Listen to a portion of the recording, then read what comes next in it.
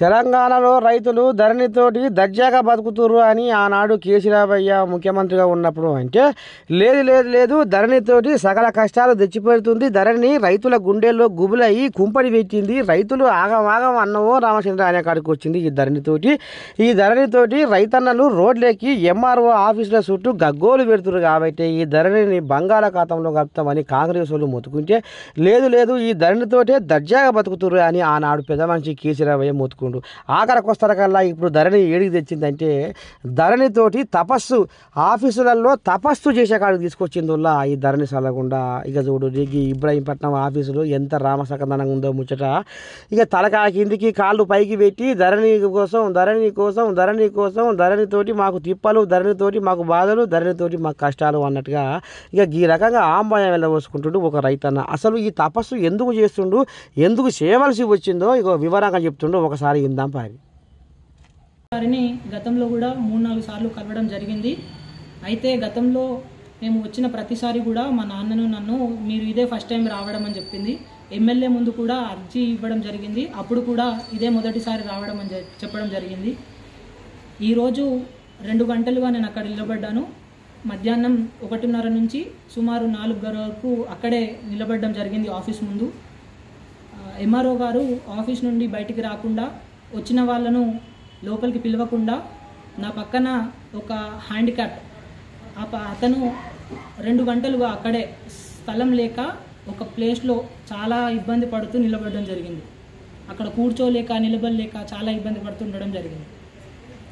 అయితే నాకు ఇంకా చిరాకు వచ్చి ఇంకెన్ని రోజులు ఇలా తిరగాలి, కనీసం మా సమస్యను వినకుండా, అసలు మా ప్రాబ్లం ఏంటని తెలుసుకోకుండా, మమ్మల్ని ఇబ్బంది పెట్టకుండా ఇలా ఇబ్బంది పెడుతున్నందుకు నాకు చిరాకు చాలా అనిపించింది. అందుకని నేను వీళ్ళ అటెన్షన్ ఎలాగైనా కూడా తీసుకోవాలి, కానీ నిరసన చేయకూడదు, శాంతియుతంగానే వాళ్ళ అటెన్షన్ నా వైపు మళ్ళేటట్టు, నాకు ఒక 1 మినిట్ టైం అయినా ఇచ్చేటట్టు, నా అభ్యర్థనను వినేటట్టు నేను ఏదైనా చేయాలని నిర్ణయించుకున్నాను. అందుకని అప్పటికప్పుడు స్పాంటేనియస్గా అలా చేయడం జరిగింది. తలకిందులుగా ఒక 2 నిమిషాల పాటు తపస్సు చేశాను. అలాగైనా నా మురను వాళ్ళు ఆలకిస్తారన్న ఉద్దేశంతో. ఆలకించరా పిలిచిరా తర్వాత 2 నిమిషాల తర్వాత పిలిచి ఇదే ఫస్ట్ టైం మీరు రావడం అని మళ్ళీ చెప్పడం జరిగింది. 2 నిమిషాల తర్వాత లోపలికి నన్ను పిలిచారు.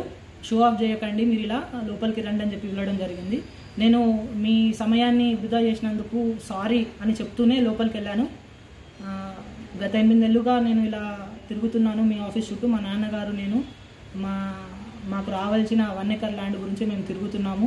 అక్కడ స్కిల్ డెవలప్మెంట్ సెంటర్ స్టార్ట్ చేయడానికి మేము ఇబ్బంది పడుతున్నాము. దానికి ల్యాండ్ ప్రాహిబిటెడ్ అని ఉంది కాబట్టి అది క్లియర్ చేసుకోవడానికి 8 నెలలుగా తిరుగుతున్నాం మేడం అని చెప్పేసి మేము ఇప్పటివరకు పెట్టిన అభ్యర్థనలన్నింటినీ కూడా చూపించడం జరిగింది.